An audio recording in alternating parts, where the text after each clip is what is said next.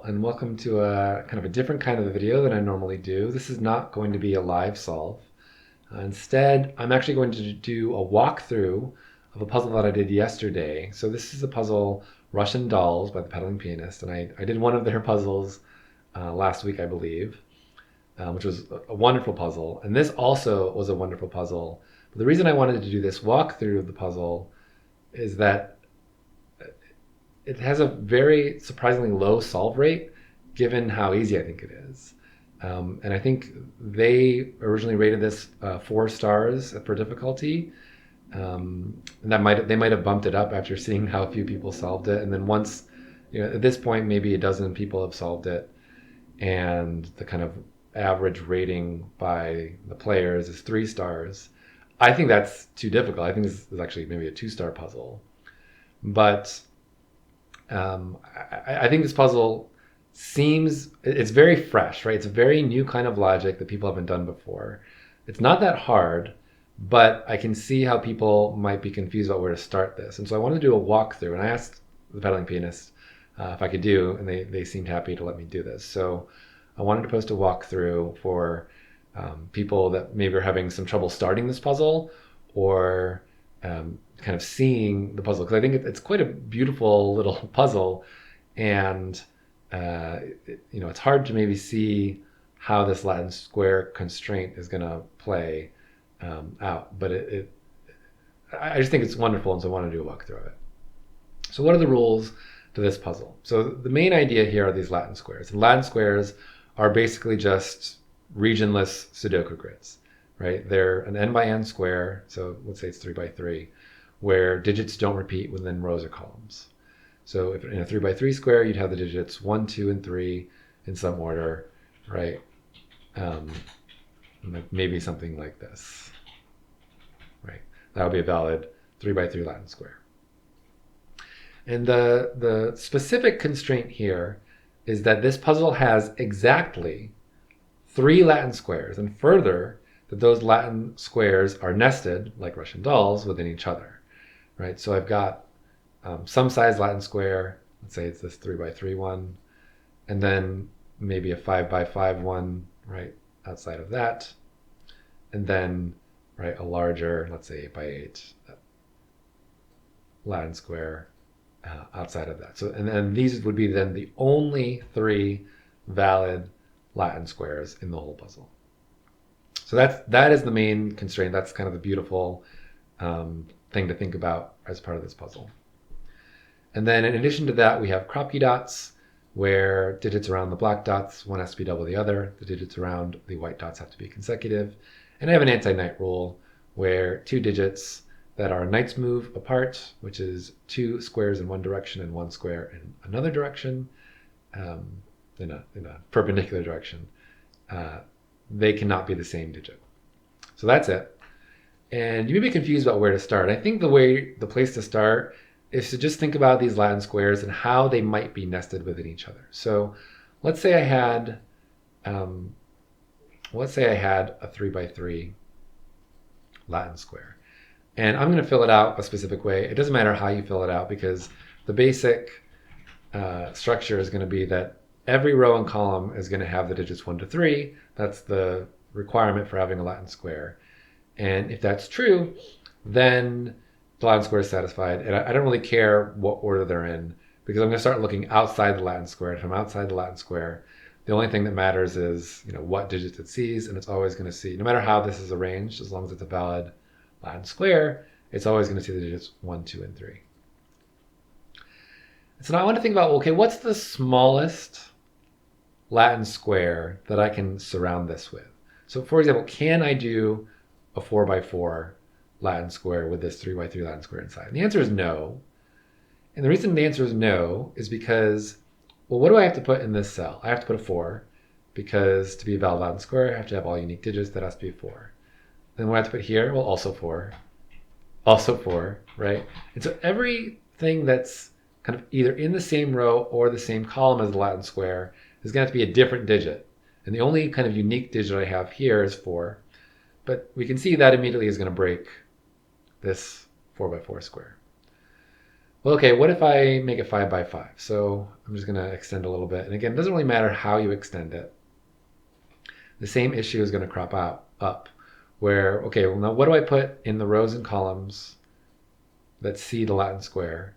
The only things I can put here are 4 or 5 because 1, 2, 3 are taken. I'm going to 5 by 5 square. So that's all I can do. And now if I look at these columns or these rows, I see that I have 2 digits, 4 and 5, that I need to place into 3 cells. I don't have enough digits. It's not going to work. However I try to do it, I'm going to have to duplicate a digit somewhere. So it just doesn't work. I have to get to that 6th row. And what's special about that 6th row is that now I've got 6 possible digits, 4, 5, 6, that I can place here. And now I finally have the right number of extra digits to kind of extend the Latin square in a way that it could possibly be valid, right? I've got 3 extra digits to place here in 3, in this case, columns, right? Here I've got 3 digits to place in 3 rows. And what you'll see, and this actually comes up a lot in kind of region variant Sudokus where you have kind of weirdly shaped regions, and sometimes even in regular Sudoku when you have a lot of digits kind of repeating in a small section, is that you can kind of break the grid up, right? I can kind of draw these lines separating the grid like this. And if I have this 1, 2, 3 kind of pattern here, then the 1, 2, 3s are going to have to go kind of in these corners. And then the remaining digits, the 4, 5, and 6, are going to end up seeing the Latin square here. And so that's going to, wherever we place this square, you're going to be able to kind of draw this idea and place the digits that way. And so once you see this, you see that to put a Latin square inside another, the bigger Latin square has to have at least as many extra digits. So in this case, there are 3 extra digits, right? So I'm going from 3 to 6. There are 3 kind of more digits I'm adding here. So if I wanted to add a 3rd Latin square here, it's not going to work because I would need to get to a 12 by 12 grid, and I only have an 8 by 8 square to put them in. So the original Latin square can't be size 3. In fact, it's going to have to be size 2. Right? If I start with a size 2 Latin square, then the size 4 Latin square is going to be alongside it. That's double the size in both length and width, right? The 2 by 2 turns into a 4 by 4. And then if I double it again, that'll be my whole 8 by 8 grid. So the only way I'm going to be able to get 3 Latin squares kind of concentric with each other is this 2, 4, 8 pattern. So that is the first, I think, big deduction and where maybe people are, well, I have no idea where people are getting stuck. It could be there or it could be in this next step. So the next step here is thinking about, well, where do I actually place the 2 by 2 and the 4 by 4 Latin squares? I know where the 8 by 8 is, right? It's the entire grid. So now where do I place the 4 by 4 or the 2 by 2? I'm going to start with the 4 by 4. And my reasoning here for starting with the 4 by 4 is, one, it's bigger, so there are fewer places it can go. And second, this 4 by 4 Latin square is going to have a really fun interaction with these black Kropki dots. So in particular, let's say I place, let's say I place the 4 by 4 grid here. There are 2 reasons this can't work, but I'm going to start with the Kropki dot one. Actually, I'll start with the other one. So the first reason this can't work is, let's think about that pattern I did before. So these are the digits 1, 2, 3, 4. I need to put the digits 1, 2, 3, 4 also in kind of the rest of this, right? Because there are other places where I need 8 1s, 8 2s, 8 3s, 8 4s. I've only got 4 of them in this pink box. So where do the rest of them go? Well, they don't go here, right? They don't go here because these all see this whole Latin square, and every row and every column has the digits 1, 2, 3, and 4. Similarly, it can't be here. So I've got this other box up here. So if you think about, again, that diagonal idea, the places that are not in the same row or same column as the original square are going to have the same digits as that square. And it turns out that if this 8 by 8 grid is a valid Latin square, then this 4 by 4 will also be a valid square. And that's going to end up breaking our constraint that there are exactly 3 valid Latin squares that are all nested. So so let's go back. Is that actually true what I said? Supposing that this is valid, is this also valid? Well, what does it mean to be a Latin square? It's enough to show that the digits don't repeat within a row or a column, right? If they don't repeat, then there has to be one of each because I've got 4 digits and 4 spots in each row and column. So if I can show they don't repeat, then it's going to be a valid Latin square. But I know they don't repeat because the digits in this row don't repeat, right? The digits in this row don't repeat. And since they don't repeat, these 4 all have to be unique. They're all the digits 1, 2, 3, and 4. And so each digit is kind of unique in its row. They're unique in its column because of the larger Latin square. And so this is going to have to end up being a valid Latin square. So that doesn't work for that reason. So I can't put the Latin square here. The second reason, which is going to end up being important for kind of perpetuating and figuring out exactly where this big Latin square goes, are these Kropki dots. So we said before, the digits, the cells that see this 1 to 4 Latin square, they can't be 1, 2, 3, or 4. So they have to be kind of the remaining digits, 5, 6, 7, and 8. And the problem here is not with this Kropki dot, not even this Kropki dot, or this one, but this Kropki dot. Why is that a problem? Well, I only have 4 digits, 5 to 8, and none of them are double the other. Right? The biggest kind of gap I can get, even in percentage terms, is this 8 to 5 gap. But it's not quite half or double, right? 8 to 5 doesn't work. So every Kropki dot has to have at least one of the digits 1 to 4 on it. And so that would break this. And so I can't put the Latin square here where I've marked it. And so what I'm going to do to try to track where I can put the Latin square is I'm going to gray out cells that can't be part of the Latin square. I know this can't be part of the Latin square because if it were, right, then it can't go outside the grid. So it would have to be that Latin square we discussed, which breaks for the several reasons. And therefore it can't be in any of the corners because whatever corner I place it in, right, that's going to make the 4x4 grid in the corner. That's going to put the other corner is also going to be a 4x4 valid Latin square, and that will break the only 3 Latin squares rule. Now, can it be, say, here? Can this be part of the Latin square? So let's say this were. If it were, well, I know where the Latin square will be, right, because it's right up against the corner. So the only place the rest of the Latin square can go is up and to the left. This is my Latin square. These would be the digits 1 to 4. But that's going to break this Kropki dot because both cells of the Kropki dot see the 4x4 Latin square. So all these digits are 5 to 8. That breaks the Kropki dot. So that's not going to work.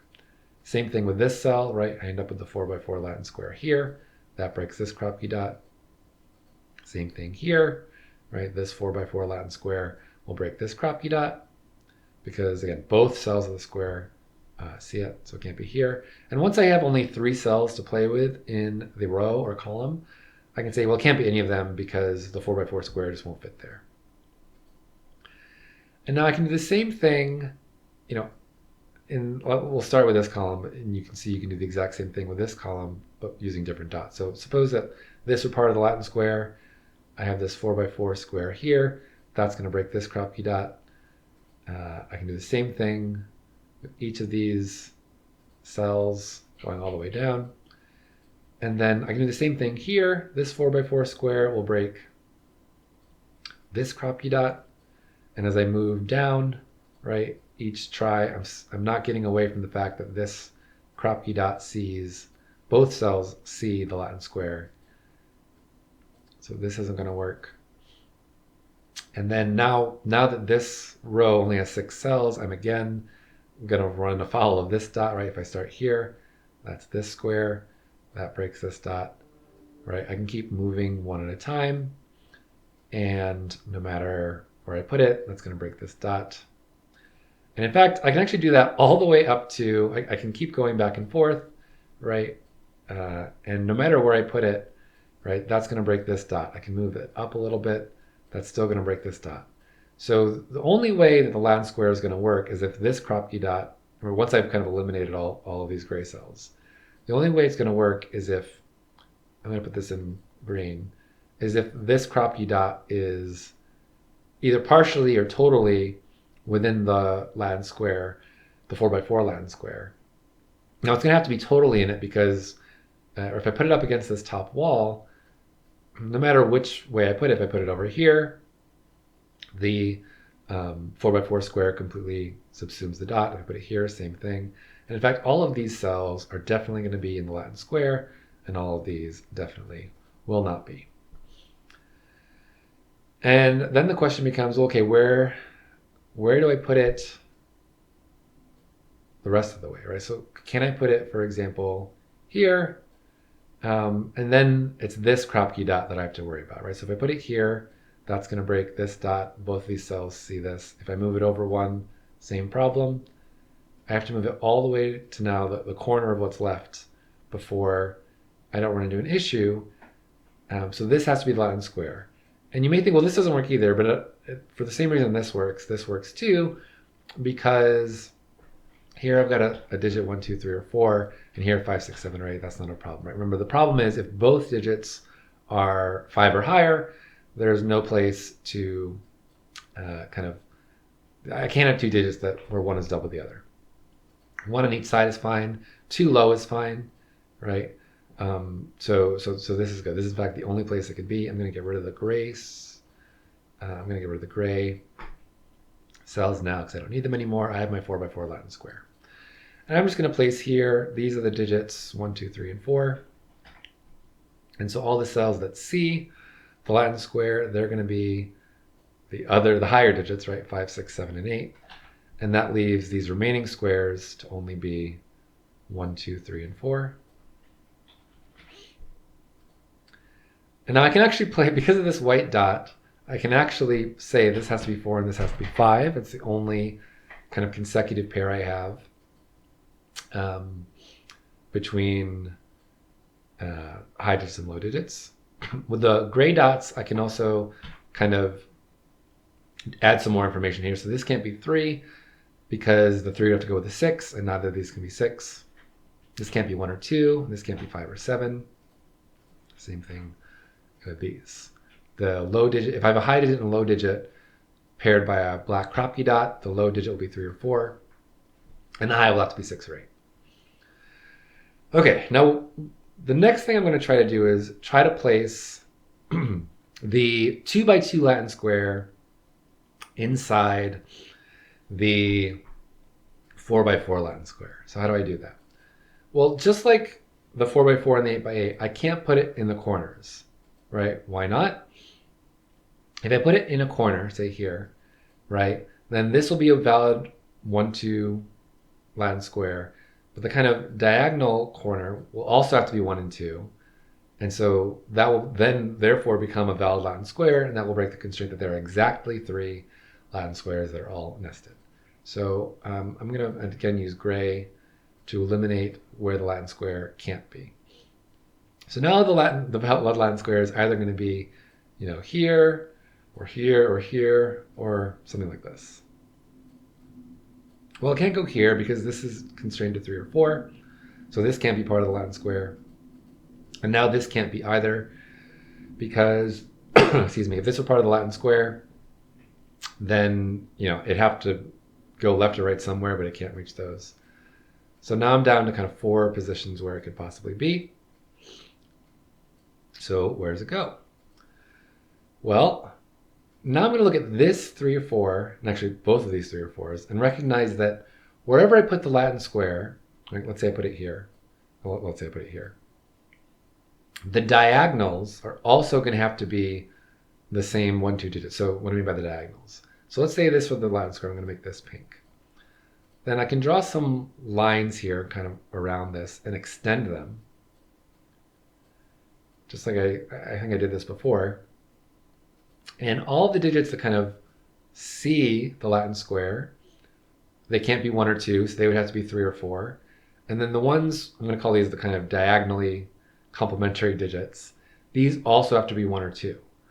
So if I do that here, that breaks these, because this cell, right, row 4, column 5, can only be 3 or 4. So it can't be 1 or 2. And so this kind of arrangement doesn't work. So these are not part of the Latin square. I can do the same thing here, where if this is the Latin square, these 2 are also the digits 1 and 2. That breaks this cell in the Kropki dot. So I can't put it here. I also can't put it right in the middle for the same reason. The diagonally complementary dots are then going to be these. That breaks this top right one. And so that can't be it, which means we don't go here. And so this then becomes my last final valid 2 by 2 Latin square, which means these are all the digits 1 and 2. This can't be 1 or 2, so this has to be 4, which makes this 2, and that tells us how the Latin square goes. That becomes 3 and 6. This becomes 4 and 3. Here I've got 3, 4 pair in some order, and a 1, 2 pair in some order. And then how do we proceed from here? Well, I can get rid of 6 from here. I can get rid of 6 from here.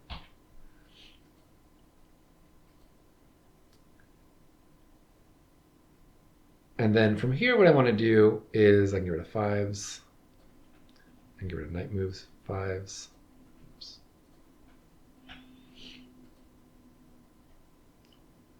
Now from here, I can see that in this column, the only place I can place a 5 is here. That's consecutive with this, so that's a 6. I can get rid of some 5s. Well, I can't get rid of more 5s, actually. I can get rid of some 6s by either knight's move or being in the row or column. Here I've got a 7, 8 pair. That makes this a 6. I can do some more 6 removal.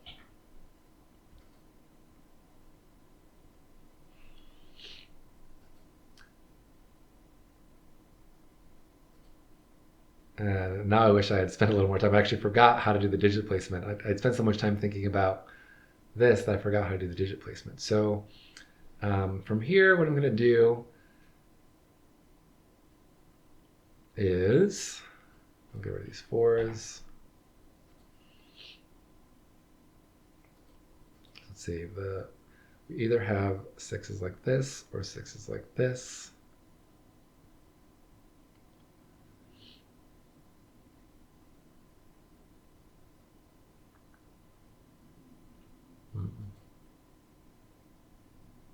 So maybe I'll do some, I don't think I did this in my original solve, but I'll do some 7, 8 color coding by knight's move, right? This has to be here. Then it's one of these, the other is 5, right? That's not so helpful.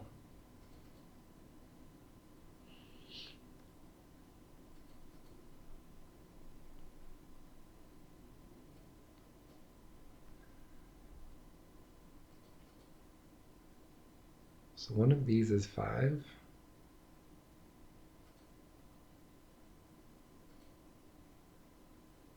And one of these is 5. One of these is 6. 5. I don't think it's over here.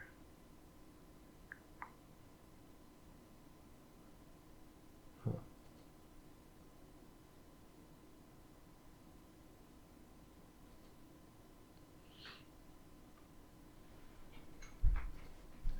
So if these are the 6s, then these are orange.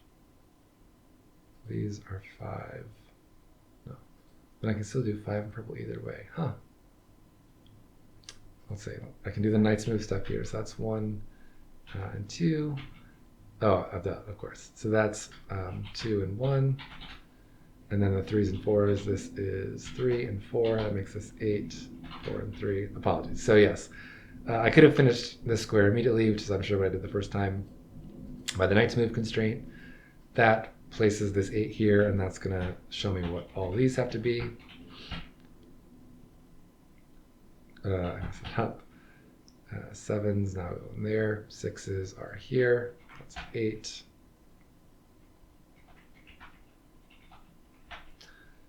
Um, 5, 7, I guess I still can put either way. Is that right? Must be. And this 8 makes this not an 8.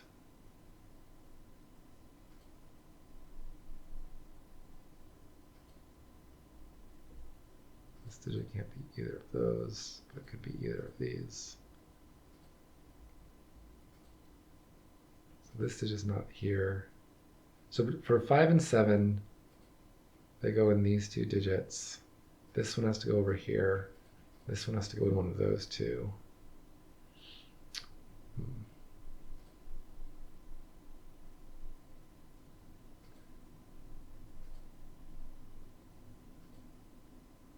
So let's see.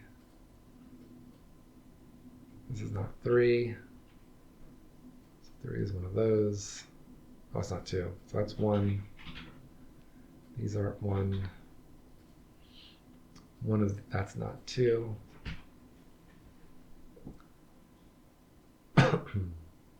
So I can knights move all the way. These 2s. These are not 3 or 4 because they're. So this sees both these cells by knights move. Same with this. These can't be 3 or 4. Makes this a 1 and a 2. That makes this the 3, not the 4. Now these can't be 4. This can't be 2. I've got a 1-3 pair here. That makes this a 4. That an 8. Get rid of the 8s. This is a 1-3 pair with a 4, making this a 2. That's a 4. That's a 3. And now the first time around, actually it took me a long time to disambiguate this, but you just have to recognize that there are no more valid Latin squares. So in particular, this can't be a valid Latin square. So this can't be 1. So that makes this 3, 1, 3, 1. That was the last thing I actually did when I solved it the first time, I recall. And now we're back to here. And it must just be knights move shenanigans. But I'm not sure. I don't remember exactly how it works. So maybe I'll color the 5s and 7s. So that one's orange, this one's purple. Oops. These are orange. So that one's orange. So that's not 6. So that is 6. No, I messed up. Sorry. This one's orange. So purple is one of these, but I don't know which. So this is purple or 6. So these are not purple or 6. So these are orange or 8, making this the 8. And this the 8. And this the 8. It's not 8. That makes this orange. Sorry, purple. That makes, and that's not orange or purple or 8. No, so I broke it. Hold on. Let's back up a second. Sorry about that. Let's go back to the color coding. So let's call this orange. This is not orange. That's purple. That's purple. That's orange. That's orange. These are purple and 6, therefore, in some order. So these are not purple or 6 because they both see each other. All 4 see each other. So these are 8 or orange. Oh, yeah, I think I said purple before. This is 6 and purple. I'm just going to actually mark it so I remember. And so this is 8 and orange. So that's 8. And that's orange. That's not 8. And it's not orange, so it's purple. And that's 8. Orange, purple, 8. That makes this 6.